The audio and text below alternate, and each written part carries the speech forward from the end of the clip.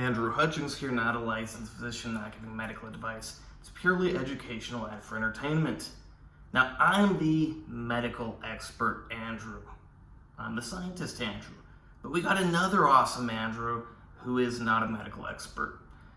But he gives some medical advice. Let's listen to it.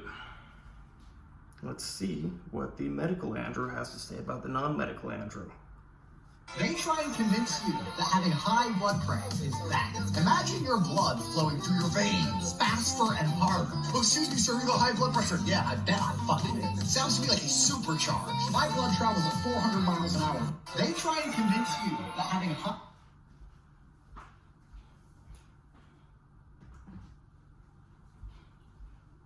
Now, I think that Andrew has a lot of great stuff to say, but you shouldn't listen to him about health advice, at least not about that.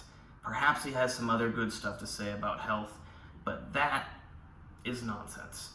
There's actually a shred of truth to it, that if your blood pressure is acutely high for a short period of time, yes, your body can operate better. If it is a life or death situation, you want your blood pressure to spike to get better oxygen delivery to tissues and your brain, especially your muscles and your brain. Now, what happens if you have that supercharged blood pressure all the time? Well, it actually diminishes your ability to get oxygen to your tissues in your brain or to any of your organs for the matter, because your blood vessels get damaged. When they get damaged, oxygen does not travel through them as well. What I mean is, you have a vessel, blood travels through it. Oxygen needs to be able to go through the walls of the blood vessels. If you have too high of blood pressure, stretching those walls, stretching them too much, they get damaged and they kind of form a scar-like tissue that is not so permeable to oxygen. And also, when it gets damaged and stiff, they don't have the ability to expand and accommodate that higher blood volume when you need it. And what can happen? Well, you can get a stroke. Yeah, it's not too fun. I'm sure he wouldn't feel so supercharged if he got a brain bleed. Bad stuff can happen because when they lose their elasticity, they can just rupture. It's not good. So in an acute setting, like I said, it's good. Do you want that supercharged blood pressure all the time? No. It's kind of like all things in life. You can't have it great all the time. So let your blood pressure be nice, and I don't want to say low because that sounds like lower than healthy, but let it be nice and healthy. Not high, not low, healthy. And then when you need that extra performance, let it be high. But if it's high all the time, you're going to damage the blood vessels and actually reduce your ability to get that oxygen delivery. What can you do to manage your blood pressure? Well, that's a topic of another video. I've got a lot of videos on blood pressure. I don't think I make a lot on exactly how to manage it because I do that more in my private, personal one-on-one consultations. If you're interested in that, contact me. Now, who really needs to be keeping an eye out on their blood pressure? Well, potentially a lot of people that would follow that Andrew, who would follow this Andrew. People that use performance-enhancing drugs, such as testosterone, that is typically going to result in high blood pressure. I'm not saying it's going to result in super high blood pressure, but it is often going to result, or typically going to result, in higher than healthy blood pressure. But it can be controlled, that's the good news.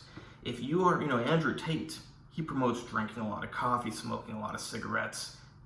That's a recipe for high blood pressure. Now, he thinks it's awesome, but it's actually not. Like I said, you need that for one day, sure, go, do it. You need that for all the time, well, you're actually losing the benefit and you're causing health issues. And not only does it cause the blood vessels to become less elastic, have a potential to rupture, less oxygen transfer capability, but you also develop plaque on damaged blood vessels, which further reduces blood delivery and therefore even further reduces oxygen delivery. That happens all throughout your body. So no, you do not want high blood pressure. Heart disease is the #1 killer of men.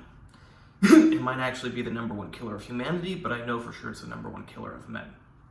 And everyone focuses on cholesterol, but there's really not any evidence for that. What there is evidence for is that high blood pressure causes heart disease. And in case you're not sure what heart disease is, atherosclerosis, buildup of plaque in the blood vessels.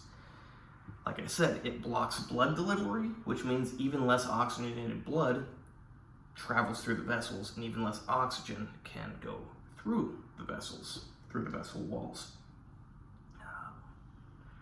Yeah, things that we see cause heart disease: high blood pressure and metabolic dysregulation. Basically, prediabetes, diabetes. Hope you like this video. Please like, subscribe, and comment. Check out my other videos. You can be a fan of all the Andrews. Check out my Instagram, AndreyHutch, AndreyHutch, because when Andrew is in Russian-speaking country, he's not Andrew, he's Andre.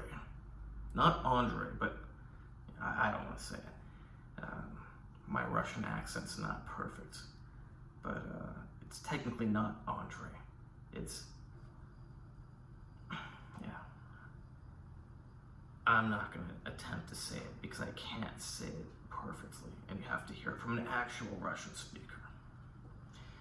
But check out my Instagram,